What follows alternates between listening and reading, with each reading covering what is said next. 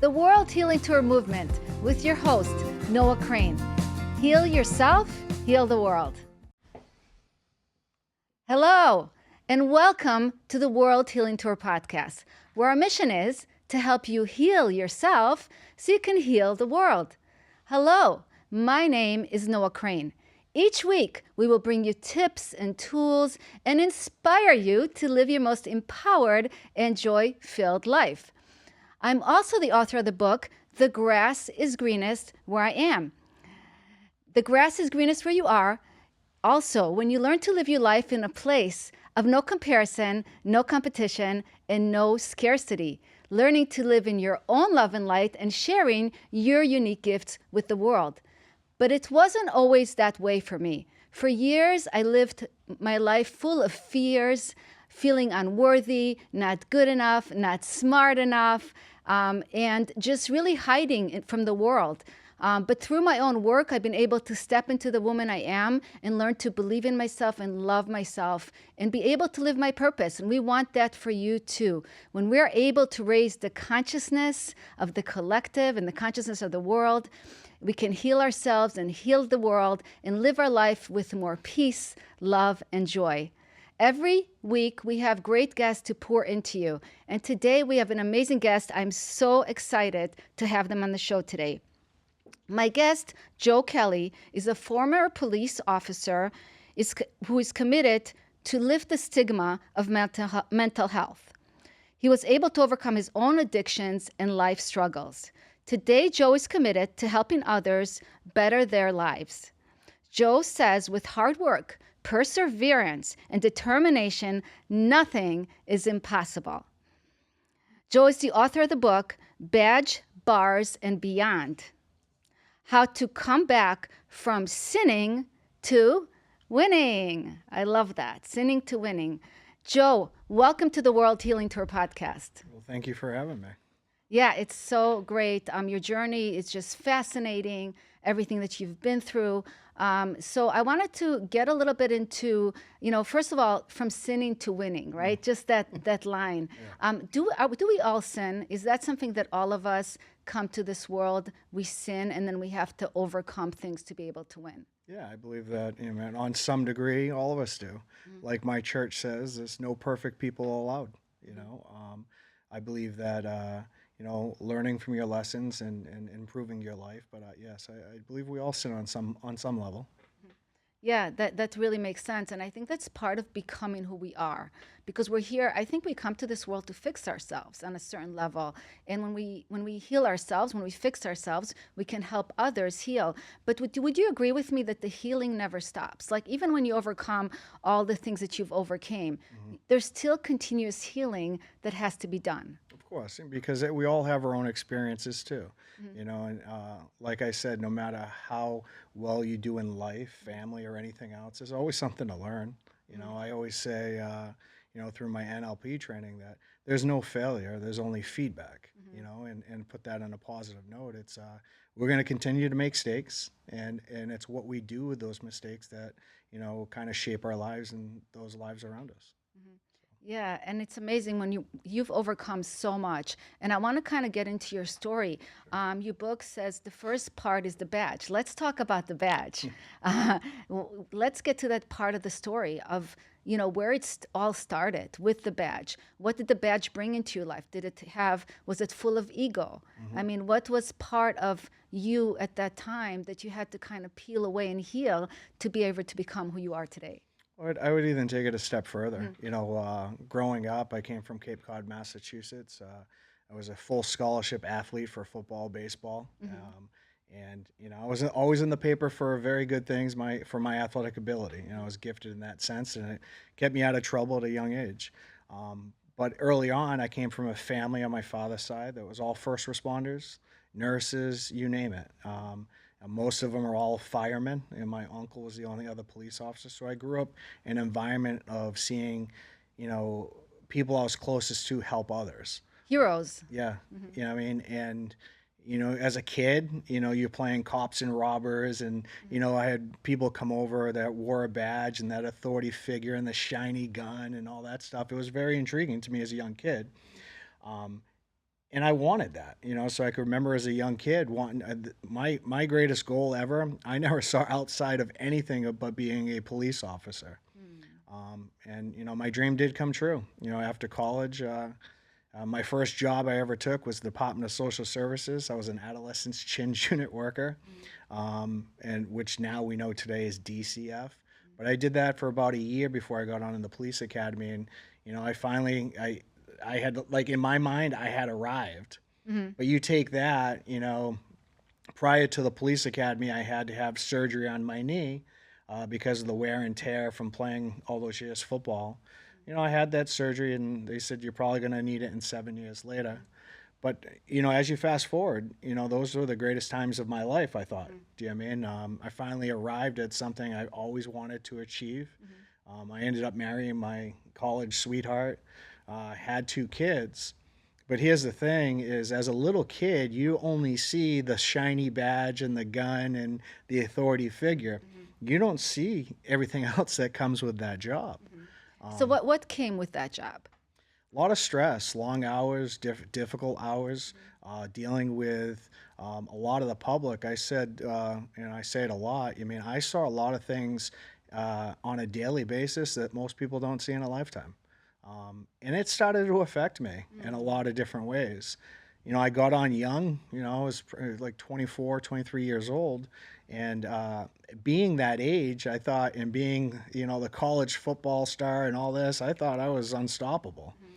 And, as I saw some of the crib deaths and fatalities and everything else, that's a job. I'm How does also, that affect you seeing fatality? Is that post-traumatic stress? Like, where does that take you in your mind?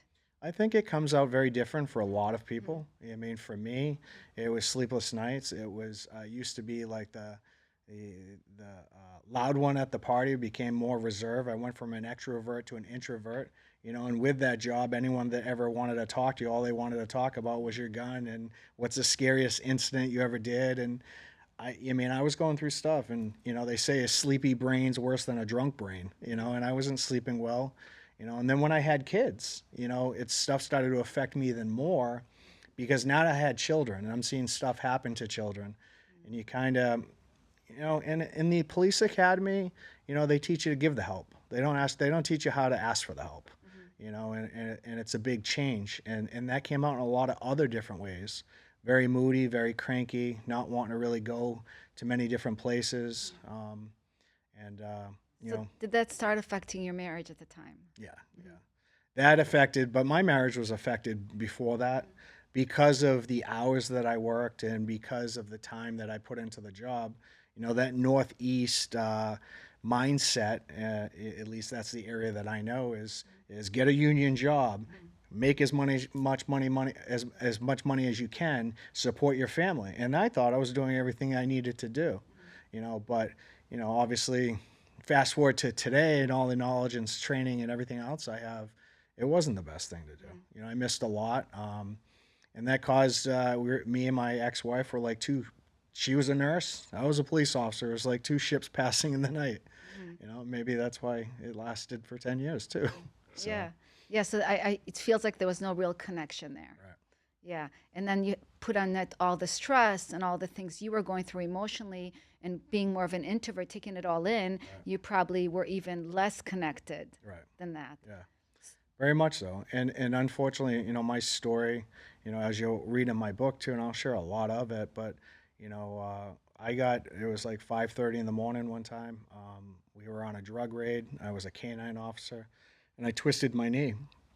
And what happened is I had to have that surgery I had 7 years prior, but things were much different, much, much different. This was back in 2007, 2008. And, this is when Big Farm was pushing the Oxycontin and non-addictive, as we all know today, what transpired with that. But taking that medication, I took that medication to go back to work faster. Yeah, I mean, because I was never one to sit on a couch and flick through channels, But in taking that medication, it started to numb all that mental health stuff that was going on inside with me, which I like to call mental wellness, like we have talked about before, because there's such a stigma that comes with that word mental health. Yeah, and I definitely want to talk about that Yeah. more. Yes. But that medication numbed all those feelings on the inside, and it actually it made me feel better. It numbed it all, so I didn't have to deal with it. And I And knew nothing about like addiction or anything back then. So so you were numbing the pain yeah, and kind of trying, almost chasing the pleasure, right? yeah. I mean, chasing the pleasure at first, it probably lasted for about a month. Mm-hmm. I mean, when it more than anything. I mean, for me, it was numbing those feelings that I was having on the inside. Mm-hmm. You know, those sleepless nights, I was actually sleeping again. Mm-hmm. I mean, dealing with certain situations at work, it wasn't bothering me as much. I mean, that medication numbed all of that. Mm-hmm. But as anybody knows that works in the addiction field, only works for so long until you need more of that substance to even feel the same way that you were feeling, Or something stronger. or something stronger. Yeah. Correct. Yeah. So what happened once so you started on the Oxycontin, and then what happened from there? You're still a police officer. Did you heal from your It's a great question. uh Yeah, I mean, because at first I was taking it for the physical pain, hmm and then subconsciously it just started taking it for the emotional pain, hmm and then I lost track of what I was taking it for. Was it physical? Was it emotional? hmm And obviously it was both because I rushed myself back to work without healing physically, hmm and the mental health issues were just constantly going on because I never sought any help or asked for any help with it. And it went forward. And because of my status in the community and who I was, nobody questioned me. hmm Um, I mean, and this went on for months on end where I keep getting refill after refill and then more refill. And then, as of today, the laws have changed and the insurances. Then I got flagged from insurance where it didn't matter what doctor had given it to me or who gave it to me. They were like, you can't fill your prescription for 24 days or 30 days. hmm And I'm saying to myself, I can't last 5 minutes without taking something. I think a lot of people have been in that position, Right. right? It's Right. that addiction is so strong that you're like, I need it, like I can't, Yeah. you know? And it was at a point, where I wasn't taking it to get high. I wasn't chasing that. So I was taking it just to feel normal. Sure, Do makes you know what I sense. mean? Yes. And what happened was, when the insurances companies red flagged me, I had to do what everyone else does. My next step was, well, I'll get it off of people that I know, and they felt bad for me. And at first it was, give me this, give me that, and then it escalated, and so did the amount that I needed, so I started grabbing it off people I went to school with that I knew I wouldn't get in trouble. And, when you keep going to somebody over and over again, sooner or later they catch on, so you move on to the next person, and then So it you were can, desperate. yeah, very. Yeah. And when somebody's desperate in their lives, that's Mhm. not a good place to be, right? No, no, not at all, not at all. And one of the biggest things with it is now, instead of insurance companies giving it to me or friends giving it to me, now I had to buy it off of people that I knew that had it. hmm And when you share a bank account with your wife, questions start to come up. Where's the money going? And for a little bit, they would talk about addiction and not feeling yourself. That's where the dishonesty rolled in. And next I'm saying I needed a new vest or new boots and a new holster. But 3 months later, I'm still wearing the same raggedy old stuff. hmm Because my money wasn't going towards that; it was going somewhere else. Yes.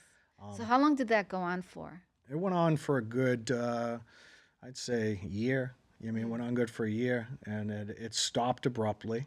Um, my chief of police, who was actually a really good friend of mine, real good friend, called me into his office one day. He sat me down and he said, "Joe, there's been some talk.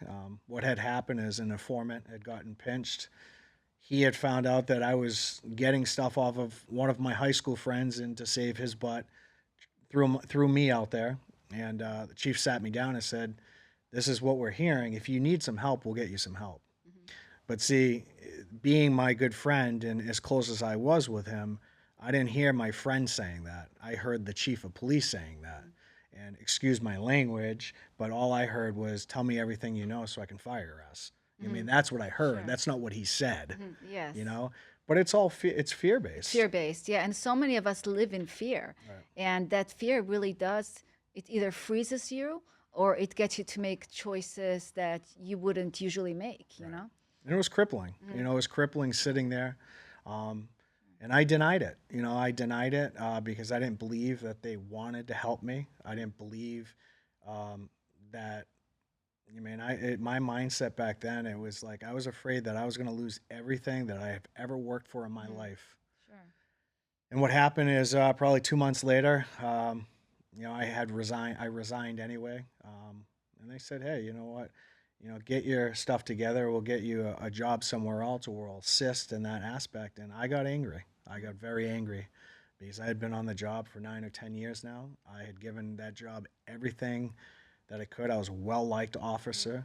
And, you know, at this time, my ex-wife found out. She emptied our bank accounts, took the kids.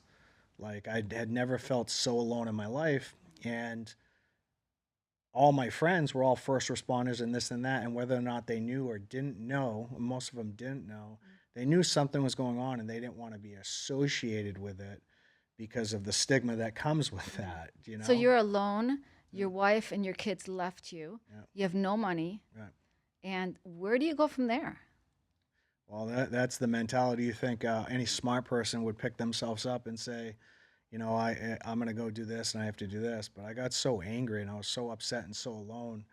Everything that had meant anything to me, I had lost in a matter of seconds, it seemed like to me. Sure. And I mean, instead of me going to get some help, I'm like, I'll show you.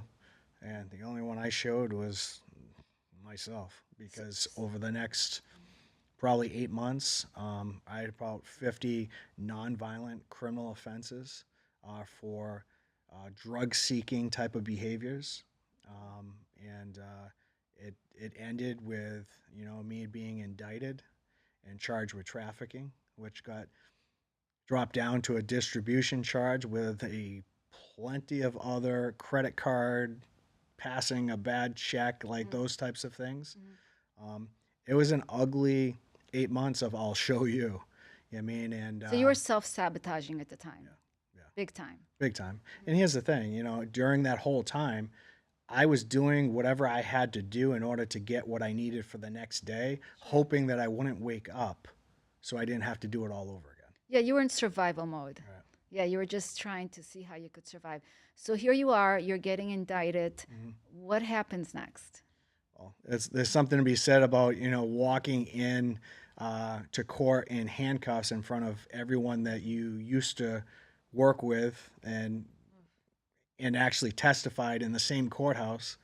And I walked in one day and the judge had said, I don't understand how you're still on the street. And he held me on a ridiculous bail that I could not bail myself out with.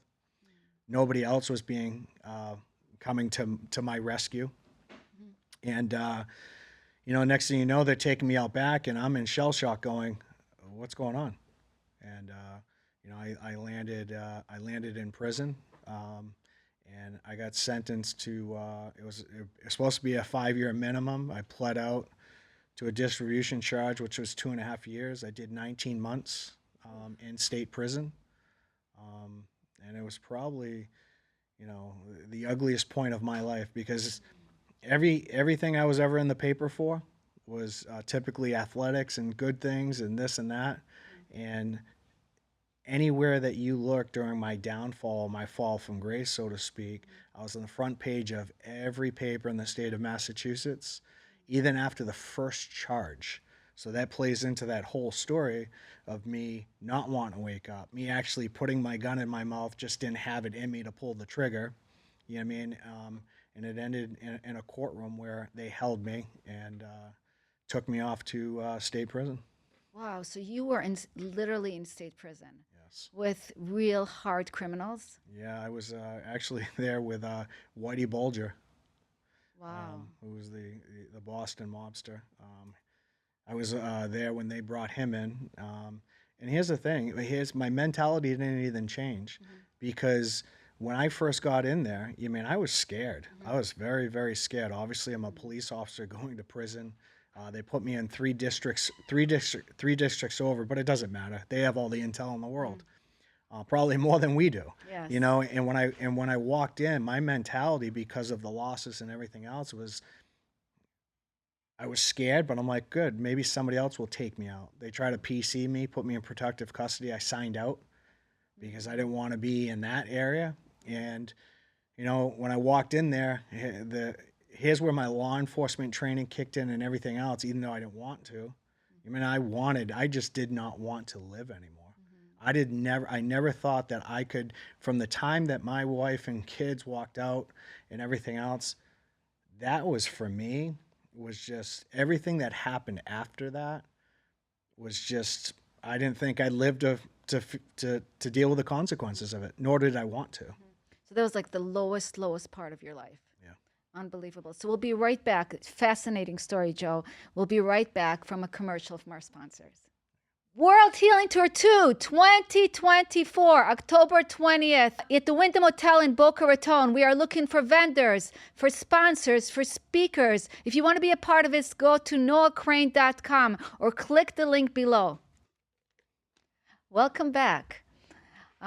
Joe, what an incredible story to be in such that place.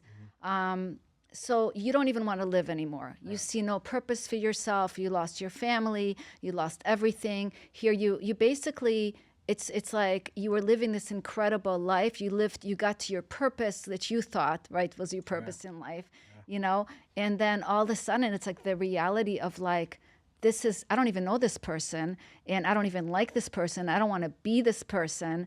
How did you get through those difficult times? Well, at first it wasn't easy. It started with going into the drug block in prison, surrounding myself with the best people I possibly could, and I started reading a lot. I started reading different things about comeback stories and people that had been in similar situations as me, or maybe different situations, but the underdog.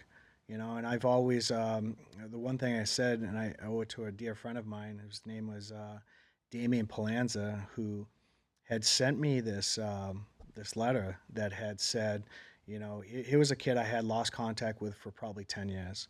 I was captain of the football team. I was this, I was that. He didn't have to send me a letter or do anything. He decided to send me this, and I received this letter. And this letter spoke to me, and it's still, I get chills and goosebumps and probably teary-eyed about it, is he has sent me a letter at the lowest point in my life, and he says, I just want you to know that you're not alone. He goes, you are our captain. He goes, you are our leader. He goes, and it's not just me, many other people, whether they're writing you or not, want you to pull through. They're in your corner. And he had said in there, in football terminology, he goes, you remember a certain game? He goes, somebody had fumbled that ball and you had picked that fumble up and you took it in for the touchdown. It was the greatest win in the history of, our town's history. And he goes, Joe, he goes, you've shown this over and over again. He goes, you've been picking up fumbles and taking it into the end zone your whole life. Don't let this be any different. Oh, that is just so amazing. And it hit me. It didn't change my circumstance, obviously, right? It ignited that fire inside that had been blown and terminated out. It was a spark that changed everything for me in terms of putting me on the path of the comeback trail, so to speak. So he lit a fire inside of you. Yes. He gave you hope. Yes. That is. He made me remember who you are, who I was. Yeah, remember who you are. Right. You're incredible. Like, don't let this situation or circumstance define the rest of your life. You can do it. So it gave you that is really touching and really beautiful. Yeah. Were you able? So see how we impact each other. It's amazing how one person can impact you in such a way that you choose to do something different with your life, or you start seeing it's that mirror, and I talk about it a lot, is that, we need to be around people that mirror our beauty. Absolutely. So he was mirroring to you who you were, because that's who he is, and that mirror is what gives us hope And when we're not able to see our own strength in ourselves, that mirror lets us see it and believe in ourselves. That is so special. Are you still friends with him today as well? I what he absolutely he passed away a few years Um, back. But I gave tribute to him in my book. I still give tribute to him today, because it's those things I tell people all the time, and we'll get into that part of the stuff I do in a little bit. But a smile can change somebody's whole entire day. absolutely. I mean, here's a kid that it's not like I hung out with him every day. It's not, but it was more meaningful. The fact that I hadn't, it was more, just and it got me out of that cloud. And obviously, there was a lot of work to be done after that point. But that was the changing point. He believed in you when you didn't believe in yourself. Yeah, absolutely. Yeah, that is just so special. So while you're in jail, Yeah. were you able to make any friends? Yeah, I mean, I had some friends and I had some enemies. You mean, but I kept to myself. To be honest with you, I knew that, people were gonna find out who I was. Part of that stuff's in my book as well. This kind of some of the stuff that I went through in there. Um, but yeah, I ran into some people. One person I ran into had known my brother. Another guy I had gone to high school with who had known me from years back. There are other situations in there with people. There are other people that would not go near me. You know what I mean? I can remember being in a block one day, and a block is, a pod, and another unit yelling down, 5-0's in your pod, 5-0. And I don't, these are God moments. I'm a very faithful person. It was kind of, I looked around like, here we go. And, it's like everybody was looking up around in the sky like they weren't hearing it. And I'm like, if that's not a God moment, I don't know what is. And one of the first instances when I first walked into prison, when I was talking about my law enforcement training kicking in, as I'm scanning the whole place, as much as I didn't want to live at that point, the first person to I walked in. This was in the first 5 minutes of walking into prison. I sat down. Kid walks over and goes, I know who the hell you are, right? And my mentality before that letter and all that stuff was, I don't care. And he literally, another God moment, goes, well, you didn't arrest me, I don't care. And he walked off. My thought process is he's going to tell everyone there. But I didn't really have any issues in that first month, so I don't know what happened. I don't question it. I don't really care. All I know is, the stuff that I've been through in my life, and there's a lot more into the story, I should not be sitting here right now. I Well, shouldn't God be was where I am. watching over you. Right. And I believe in God, and you said God, and Yeah. I truly believe that, God was watching over you because you Right. had a bigger purpose Right. than just what you've been through. Because, Absolutely. there's a quote in my book that says, you are not your past. Yeah. You are not your stories. You are not what you own. You are not what you do. You are not your problems. You are the light that shines in the world. Connect to your light and shine. So you weren't all those things, but at the time, you believed that you were that. The whole stemmed around, not wanting to live, not thinking that my life could ever amount to anything again because of the losses. People were like, well, you can get this back and this back. And I'm like, my wife ain't coming back, my kids ain't coming back, and the job's not coming back, so I don't care. You know what I mean? So my mentality had to change. And I had to remember, who I was. And I tell a lot of people out there, when you're talking to loved ones or this and that, don't just say, hey, you got this. Don't just say, hey, I know you're strong. Don't say, hey, give them actually a visual, remembered situation where they were strong. Give them a example of, if you know this person, right? Give them an example when you thought they were strong in their life. It has such a difference and such more meaning behind it than just the word, hey, you're strong. Come on. Give them an example of when they've been strong in their life. If you're close enough to that person, there's things that you can point out, to put some emphasis on that. And even if you're not close, look how that guy who wasn't even that close to you gave you the hope, Right. So prison life was not any kind of party. No. It was very restrictive and a lot of fear, it seems like, about. So it's not a place that anybody wants It's a to be. daily survival. Yeah. You know what I mean? Different rules, different things. Never want to go back there again. The food itself is a deterrent. You know what I mean? I believe it. And there's no freedom. No, none. you're butt naked, getting checked all the time. You have no privacy. Being who I was, I'm constantly looking over my shoulder, constantly in fear. Um, you Were know, you fit like you are now at that time? I think well, not at that time because I was coming back from all the opiate use, Hmm. but I've always, that's been always my stress relief is working out, Right. but I take care of myself a lot more today with all the knowledge I have than I did back then, Hmm. so. So I love the fact that here's this friend that gave you this letter that Sure. completely changed your life. What happened once you got that letter, once you were able to take it within and realize that this is just a thumble? Right. I knew that I had to put some work in because I knew that now I was a convicted felon. I knew that there was going to be obstacles that I had to come over. I knew there was a lot of amends, that I had to make out there. So it didn't just start off with my life just changing like that, but I was willing to put in the work. And what I did is I started, journaling. I started doing a lot of things that I typically had never done.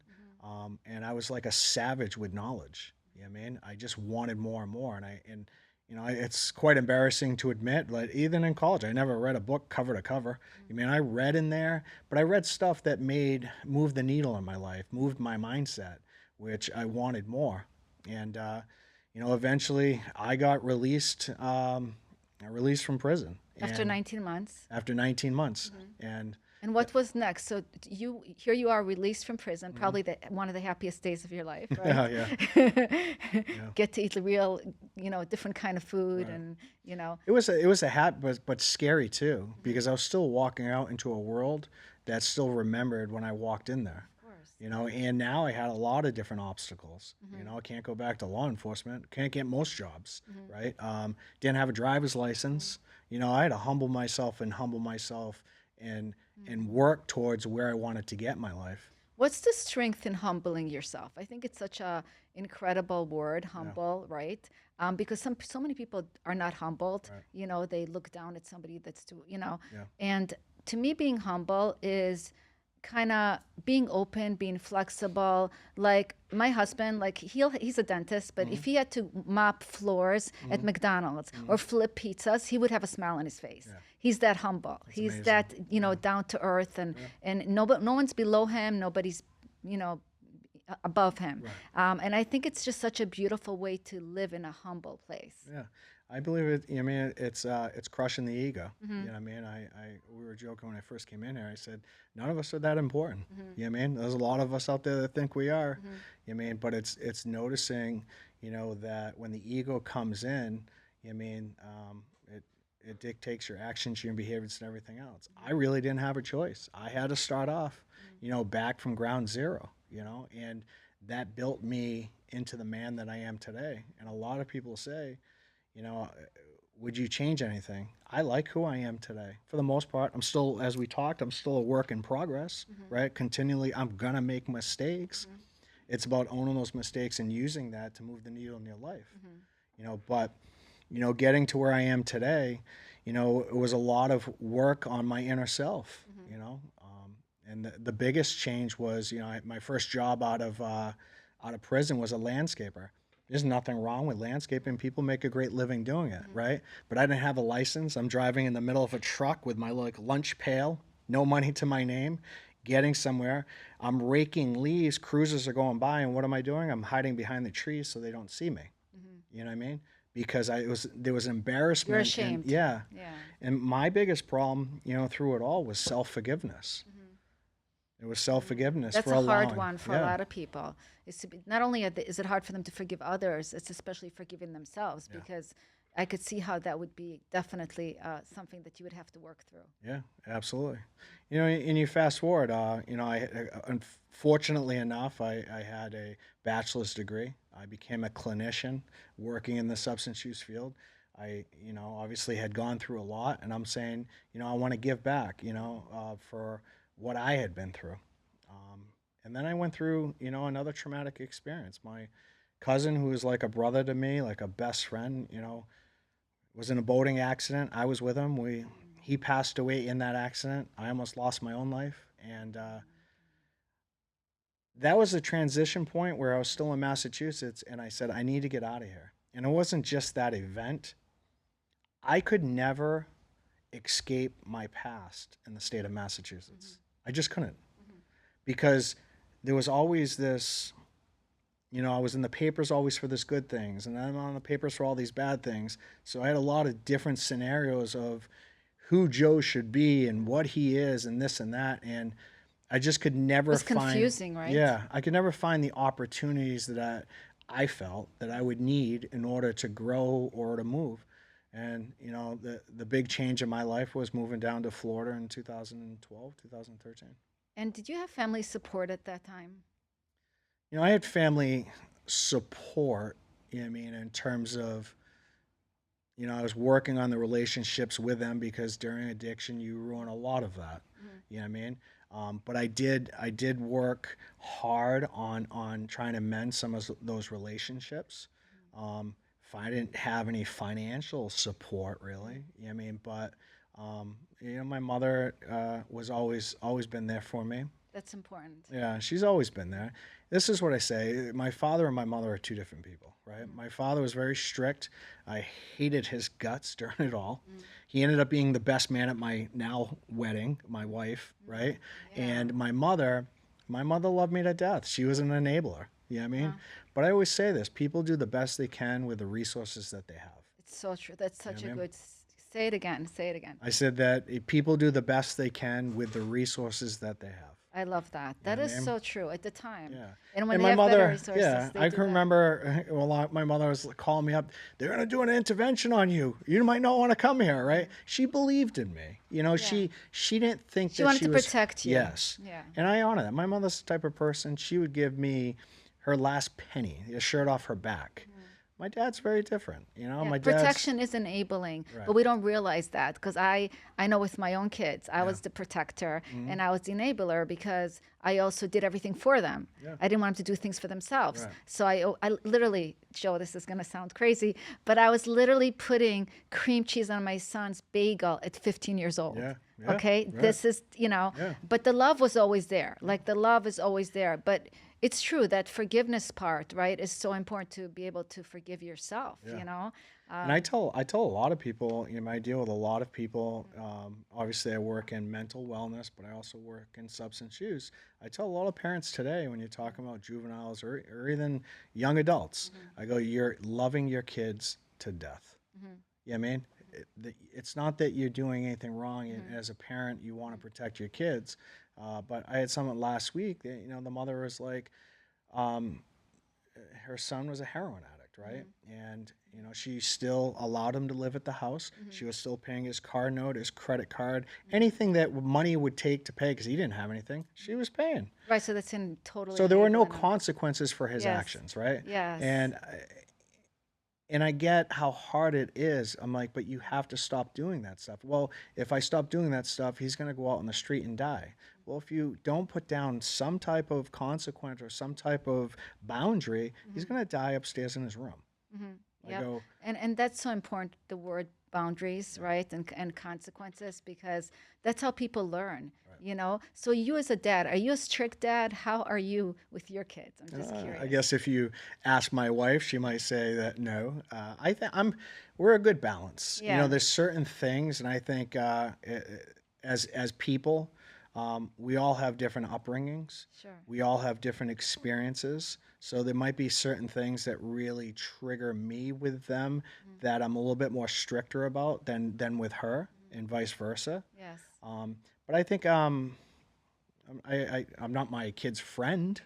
I'm their dad. Do you know what I mean? Yes, yes. But I'll always be there for them regardless of what they do. And part of my story is, somebody asked me, would I change anything that's ever happened to me in my life? And I said, I probably wouldn't. I go, because if I change any of that, I erase who I am today. And one of the things, the transition along with that letter that I got from Damien, was the fact that my mindset changed. I went from saying, why me, to almost saying, why not me? Like, almost not in a cocky way, but I've been through a lot in my life. I'm like, maybe I chose to change that mindset and look at in everything in a negative and start like, maybe I'm going through this so another officer never has to go through this. Maybe I'm going through this for more importantly, so my kids never have to go through this. Sure. You know what I mean? Yeah. So I have a friend who says that he went from why me to try me. Yeah. It's another good Yeah, one. yeah, it's all good. I love those corny quotes. I do too. You know what I mean? But Yes, I love that. they move the needle with Yes. me. One of my favorite quotes ever is, and I love this, and I use it so much. It's somebody took the same situation that you're complaining about and they won with it, right? That intrigues me. It inspires me. Yes. Yes. You know? And I do believe that whatever doesn't kill you will make you stronger. Absolutely. And more resilient. Absolutely. And you had to build resilience. I think that's part of where you came from. All right, we're going to take one more commercial break from our sponsors, Joe. Amazing, fascinating story. And we'll be right back. The Grass Grows Where I Am, an incredible anthology book that we are bringing collaborators together. This book is about wisdom, resilience, empowerment, and enlightenment. Do you want to co-author with us? If you do, go to noahcrane.com or click the link below. And we're back. All right, Joe, so we're going to fast forward now because I mean, you're doing such amazing things in the world, and I want to really get into what you're doing today to help people and how you were able to, I know, you're married to the most incredible woman. You guys make such a power couple, helping so many people in the world. So take us on that journey of maybe like quickly how you met and the work you are doing today in the world that's really helping heal others. Well, I'll take it back to God again for me, or whoever you wish to believe in, but for me, it's God. Me too. And sometimes God does for you what you can't do for yourself, right? And I can do as much work on me, and it almost comedy to me. It makes me laugh. Is my wife is the first woman I ever dated in Florida. I ended up marrying her, so I have a clean slate in Florida. That is right? so beautiful. I have a clean slate. And you picked like the best one. Like, how does that happen? She saw something. I'll tell you, when I first met my wife, Maritza, I had absolutely nothing. I probably felt the best I had ever felt in my life in terms of inner, but I didn't have monetary or this or that. I was still building my life. And when I first met her, Maritza was into a lot of stuff like yoga and meditation and NLP and hypnotherapy and like all these things that I'll be honest, I wouldn't be caught dead in 10 years ago, right? I just wouldn't. My ego was too big and all this stuff. And I was a guy, I'm like, that's not for me. And what happened is this is where I say it's a God moment, is because she's absolutely stunningly beautiful, right? She really is. 100%. And me being, who I was at the time, I did those things with her just because I wanted to get closer to her. But Smart man. Yeah. By the But way. here's the thing. In doing that, the rewards for myself started coming out. You thought you were doing it for her, but really you were doing it for yourself. Right. And I got hooked on a lot of it. So she got me into a lot of different stuff, and she sets the mark high. She's very successful. She's hard. You know what I mean? She's is going to hold you accountable. But she's probably the kindest and most sweetest person I've ever met too. She'll do anything for you. I always say she's beautiful, but don't mess around. She'll cut you too, jokingly. Yeah. That's good. So she wants integrity in people. She doesn't want people to try to mess with her. She's smart, She's very good. Yeah. But that got me into a lot of things, and I ended up becoming an NLP practitioner, then a master of NLP, then a trainer in NLP, which is neuro-linguistic programming. I think it's a absolute superpower when you combine that with all my law enforcement experience and training and everything else. And then I got, I'm a trainer in hypnotherapy, a trainer in time techniques, you name it. So I've been, since the days of getting with my wife, I've been on that knowledge trail of just taking stuff in. And it's complemented me, our marriage, my family, what I do for work in so many different ways. So it's been, it's what I do today. I just try, to move the needle in people's lives. And part of the thing, what I looked at is I worked in substance use disorder for quite a while. But when I look at my story, I also look at if you can get to somebody before the wheels fall off the bus, then you have a better shot. And a lot of people identify that as mental health, right? Where mental health is pretty much, I like to call mental wellness, because And I love that word. yeah, So thank you for that. because, and here's the thing, it's me working, in, placing people into treatment or coaching high executive CEOs or whatever it may be, you know, mental health is all encompassing. I don't know anybody in this world that doesn't need some type of assistance. 100%. I don't. We're I all agree. stressed out. Yeah. Some of us have financial problems, some of us have relationship problems, some of us have this, some of us have that. Here's the thing. We all know that if you have a substance use problem, that there's places for you to go and there's places for you to seek help. There's thousands of them, right? There's some I would go to and some I wouldn't, but there's thousands of them, right? Options, lots of options. Right. With mental health and mental wellness, people, that's not as open out there. And when people think of that word, what do they think of? They think of somebody in a straitjacket. They think of a hospital setting. They think of people with schizophrenia, those higher type of disorders. But mental health and mental wellness is really stress, burnout, anxiety, moments of depression. It's all encompassing. Feeling suicidal. Yeah, That's all yeah. part of it. It's all encompassing. So my thing is going out there. I speak around the country. I was the keynote speaker at the Labor Assistant Professionals in Vegas last year. I speak at different police academies, police departments around the country, and it's about breaking the stigma on mental health. You mean, because people don't even know, people that do have insurance, they aren't aware that they can actually go somewhere as a timeout, like a reset in life, go somewhere, in a reset retreat type of environment, right? But also get individual care, group therapy, individual therapy, massage therapy, acupuncture, things that de-stress and learn to handle things on a daily basis better. Before they explode. Yeah, before it leads to substance use disorder, before it leads to sex addiction, before it leads to this, before it leads to that, because all of those things lead to those other things. Substance use disorder isn't about drugs and alcohol. It's about the underlying reasons of why that person's using it in the first place. To numb the pain, right? Right, to Usually. escape, to numb, Yeah. whatever there's a lot of different things to it, Sure. but it's not the root cause. Right. So basically what we're doing a lot is we're putting band-aids on things. Yes. We're not really going to the root of the problem. Right. And I love when you say mental wellness, because we all need mental wellness. Like you said, I have a son with autism, high functioning autism, and he's got a lot of challenges, and he's beautiful, smart, but people are mean to him. He goes in the outside world, people don't understand him. He tries to give somebody a compliment and they'll like brush him off, and he's very sensitive. He gets really hurt. He literally wants to kill himself when people are mean to him. It's sad. It's so sad. And what makes me realize is there's empathy missing. There's compassion missing, within ourselves. But when we have mental wellness, I feel like it's that wholeness within ourselves that we can able to access all the different parts of ourselves to be able to have that empathy for somebody else. Well, and compassion. that's why, when you asked me to be on, I said, yeah, because I believe in what you do. I believe in what you're trying to do. I believe in collecting resources and combining efforts, because, what I try to do around the country is educate, empower, and equip people so they know what's going on, so they know what resources are out there. So whether or not they choose to use them, it's kind of like me, right? I have every resource known to man right now, right? But there's days that if I get stuck in my own stuff, that I don't use my resources. It's a choice. We get in our own way. Right.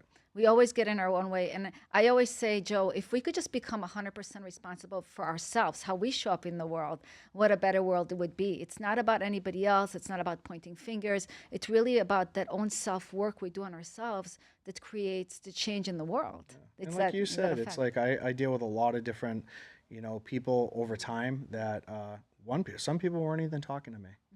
And then one of their family members got afflicted with something, and now they're calling me and calling me and calling me.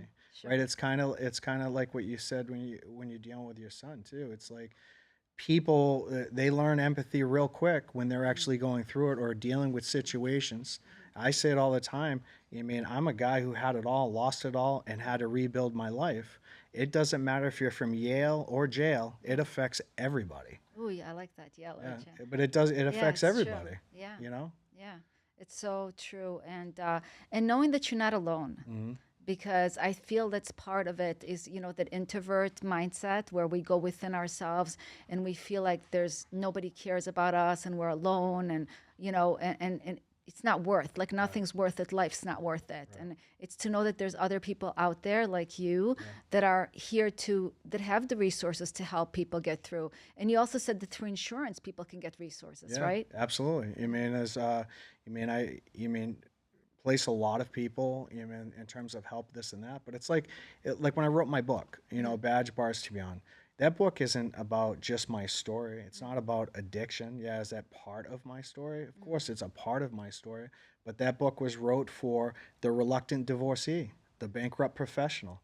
It was written for anybody that had to make a come back in life or have to deal with obstacles. Who in life doesn't deal with obstacles, Yeah, we all have to make U-turns. right? And Yeah, sometimes, like in the 100%. movie Friends, pivot, right? Yeah. It's okay to pivot. To It's all right to yeah, pivot, right? absolutely. Life Sometimes, is about pivoting. yeah, Life is about, I always say, I don't know if you agree with me, but I think life is about shifting, changing, and recreating, right. because we always need to continue, growing ourselves. Life's 10% what happens to you, 90% how you respond. I Yes, mean, 100%. regardless of what situation you're in, like I said before, and I'll say it again, somebody took the same situation you're in and they won with it. Why can't you? We are very quick to come up with all types of excuses and everything else, and a lot of it's our ego. There's a lot of high executive CEOs that I work with out there that have filed bankruptcy in the past. You know what I mean? Does that make them any less human or inferior? No. No, I know a guy on Instagram. His name is David Meltzer. He used to be on Clubhouse where I used to have a room, World Healing Tour room, and he lost $100 million, Yeah. and he completely rebuilt himself. So it just shows you, like, you can come out of anything Yeah. with commitment, with perseverance, with what else? This hard work, right? You can overcome anything, and you have to. So, how important is it, Joe, to surround yourself with the right people? Oh, it's so important. I mean, it's those old cliche words. You are who you surround yourself with. I surround myself with people today that talk me off of a cliff instead of talking me over the cliff. You know what I mean? I try to be. It's an old saying again. The I don't want to be the smartest person in the room. I want to learn from other people, and pick some stuff up. But I also want to be around people, that have love in their heart, that care for other people. Maybe because there's a lot of people out there, whether you know it or not, that are hurting. They're hurting, A lot. and a lot of the times, it's those people that you don't even expect. It's those people that are giving everything they can to everybody else because they have nothing left for themselves. Or they have a big smile on their face, Right. and they look happy on the outside. Right. They're the light of the party or the life of the party, Yeah. but inside they're really suffering. Yeah, They put a absolutely. facade on, right? Yeah, yeah. And it's there's a lot of people out there that need assistance, and there's resources out there. There are resources out there, and I throw my phone number, my email, I throw everything out there because I always say, hey, you can call me to just talk. It doesn't mean that you have to go into a placement facility or anything else. Let's talk about options. You can make a choice. You know what I mean? You know what I mean? And to know that there's options. Yeah. Because some people think there's no options. They don't see a choice. Basically they have their blinders on and they just think like this is the end of the world. Like I don't see they don't get to see the full picture, When you could see the full picture, that really does open up something different. Well, I told you before, one of my big concepts that I love is therapy and coaching are almost the same to me. There's different styles, there's different modalities, there's different this. I believe that everybody in this world should have at least a therapist or a coach. I really do. I agree. And some weeks you might have nothing to say. Some weeks you might have a lot to say. But it's not about, that label of, hey, I'm in this for this or that. It's really talking to somebody outside of your circle that has some type of professional, some type of training and this and that can give you perspectives, to give you some, hey, sometimes I say to a lot of people, I go, you've driven the bus long enough. Why don't you let somebody else drive it? Because you keep hitting the wall. Do you know what I mean? Like, and nobody says that you have to take those suggestions, but there's something about getting suggestions because a lot of us, when we're in our own stuff or in a challenging type of situation, we get tunnel vision. We can't see outside of that. Right. And what I hear in those words is to be open, to be flexible. Yeah. because if you're not open and flexible, you're not going to ask for help. So part of the growth is to become flexible. And I think when you were a police officer, and tell me if I'm wrong, you weren't flexible. No. You weren't open. You weren't as heart-centered as you are today. I say it all the time. I go, if I had the knowledge and training that I have today, I believe that I help more people today without a uniform on than I did with a uniform. And not to say that I was bad at my job. It's just there's a lot of different things that now I help other people out with. So. Yeah, I love that so much. So, Joe, how can people, fascinating story. I'm so grateful we had this time together. How do people connect with you and learn more about what you and your wife do? I know you have the Om Center as well. Do you want to tell us about that a second? Yeah, my wife owns a Om Center for Wellness. It's located in Parkland. It's cryotherapy, infrared sauna, cold plunge, a lot of wellness modalities that help you physically and emotionally. One way to get a hold of me is joe@obtainingmastery.com. I do have my book out. It's called Badge Bars to Beyond. And I wanted to give your guests, and I tend to give it out a lot, is if you go to badgebarsbeyond.com, you can get, that's the landing page for my book. You can get the first chapter for free. Check it out. If you want to get it, it's on Amazon. It went bestseller last year. Awesome. And even if it's not for you, maybe you buy it and you give it to somebody else. It's on Kindle as well. You know what I mean? What I do is I unfortunately have to purchase my own book, right? But I bring it with me. I bring my book and I hand it out to different places to hopefully somebody can read it. And not because I want them, you don't make money monetarily when you write a book. It's more to get the word out, and give it to somebody that might change something in them. Maybe it makes them seek help. Maybe it looks, from a different perspective. Maybe they don't feel alone. And that's the key thing we started off with, is not feeling alone. Yeah, and because we're not alone. No. We're not alone. We just have to be open to others. And, even if you don't have a therapist or a coach, I think it's really important to just surround yourself with friends or people that believe in you, that see your greatness, or people that can help you with direction in your life. Like for me, for example, I literally hire people to help me with a direction. Let's say I'm going to do an event. So I hire people to help me with things, with my weaknesses, so I can create more and feel good and confident with what I'm doing. Because I feel like I need those systems in place to be able to, be in a good mindset and a good place. So it's all about putting systems in place to continue moving forward. Because we don't want to be stuck. We don't want to be left behind. That doesn't feel good. That's not empowering, right? Yeah. And your first is always your worst, right? Yes. I love that statement. Like, I was talking to the guys that conduct this for you here. It's, have you ever done a podcast before? I've been on many, right? My first podcast ever, I was like shaking my head, like didn't know. But it's like anything. The public speaking that I do now, I would shake in my boots when I first started doing it. Sure. And now it's about being authentic. It's about being real. It's about opening your heart to other people. And I had said to you, I don't believe that I'm the best speaker in the world, but I always like that comment. I read something a long time ago that now whenever I walk into a room, and I don't say this in like a cocky way, I say it from my own confidence.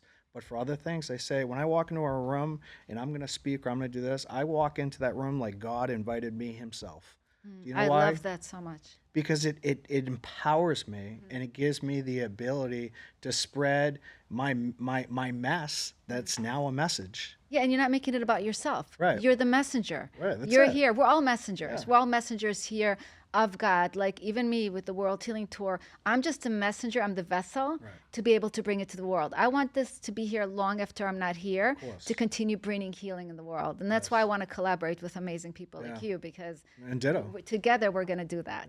That's I always the say only way it's gonna individually happen. strong, together unstoppable. Yes. Collector of resources to make a bigger impact in our communities and the world. Yeah, that's what it's all about. Well, Joe, this has been such an honor. You're amazing. I love your work. You're so inspiring. People are going to be so inspired by this podcast when they watch it. Yeah. And thank you for the great work you're doing. And thank you this for world. doing what you do, too. Yeah, and thank you for saying yes for today, because it was last minute. Right. I want to thank you all today for being with us here on the World Healing Tour podcast.